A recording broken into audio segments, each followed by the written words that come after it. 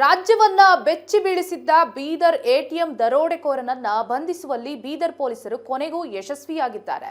ಸದ್ಯ ಬಿಹಾರದಲ್ಲಿ ಆರೋಪಿಗಳ ಕಾರು ಬೆನ್ನಟ್ಟಿ ಸಿನಿಮೀಯ ರೀತಿಯಲ್ಲಿ ಅಮನ್ ಕುಮಾರ್ ಸಿಂಗ್ ಮತ್ತು ಅಲೋಕ್ ಕುಮಾರ್ ಎಂಬ ಇಬ್ಬರನ್ನ ಬಂಧಿಸಿದ್ದಾರೆ.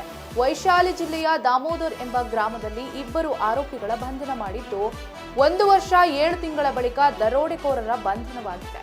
ಕಳೆದ 20 ದಿನಗಳ ಹಿಂದೆ ಆರೋಪಿಗಳ ಸುಳಿವು ಬೀದರ್ ಪೊಲೀಸರಿಗೆ ಸಿಕ್ಕಿತ್ತು. ಹೀಗಾಗಿ 20 ದಿನಗಳಿಂದ ನಿರಂತರವಾಗಿ ಆರೋಪಿಗಳನ್ನ ಬೀದರ್ ಪೊಲೀಸರು ವಾಚ್ ಮಾಡ್ತಿದ್ರು. ಬೀದರ್ ಎಸ್ಪಿ ಪ್ರದೀಪ್ ಗುಂಟಿ ನೇತೃತ್ವದ ತಂಡದಿಂದ ಆಪರೇಷನ್ ಮಾಡಿ ಇಬ್ಬರು ದರೋಡೆಕೋರರನ್ನ ಬಂಧಿಸಿದ್ದಾರೆ.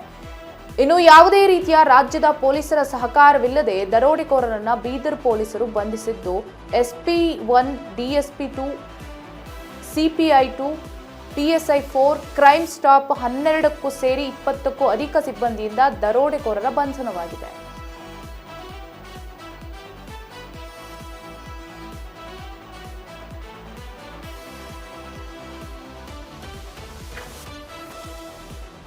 ಬೀದರ್ ಪೊಲೀಸರು ಕೊನೆಗೂ ಯಶಸ್ವಿಯಾಗಿದ್ದಾರೆ ಎಟಿಎಂ ದರೋಡೆಕೋರರನ್ನ ಬಂಧಿಸುವಲ್ಲಿ.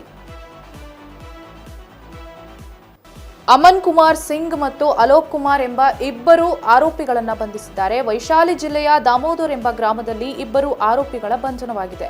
1 ವರ್ಷ 7 ತಿಂಗಳ ಬಳಿಕ ದರೋಡೆಕೋರರ ಬಂಧನವಾಗಿದೆ. 1 ವರ್ಷದ ಹಿಂದೆ ಎಟಿಎಂ ಕಳ್ಳತನವಾಗಿತ್ತು. ಸೊ ಅವರನ್ನ ವಾಚ್ ಮಾಡ್ತಾ ಅವರನ್ನ ಒಂದು ಕಣ್ಗಾವಲಿನಲ್ಲಿ ಇರಿಸಿದ್ರು.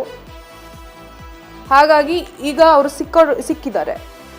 20 ದಿನಗಳಿಂದ ನಿರಂತರವಾಗಿ ಆರೋಪಿಗಳನ್ನ ಬೀದರ್ ಪೊಲೀಸರು ವಾಚ್ ಮಾಡಿದ್ದಾರೆ. ಅವರ ಚಲನವಲನಗಳನ್ನು ಗಮನಿಸಿದ್ದಾರೆ. ಇದೀಗ ಬೀದರ್ ಪೊಲೀಸರಿಗೆ ಆರೋಪಿಗಳು ಸಿಕ್ಕಿದ್ದಾರೆ.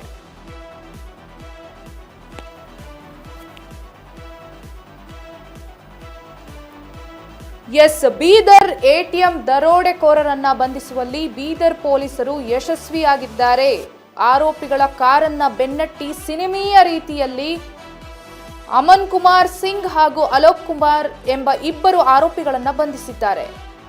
1 ವರ್ಷ 7 ತಿಂಗಳ ಬಳಿಕ ಇವರ ಬಂಧನವಾಗಿರುವಂಥದ್ದು.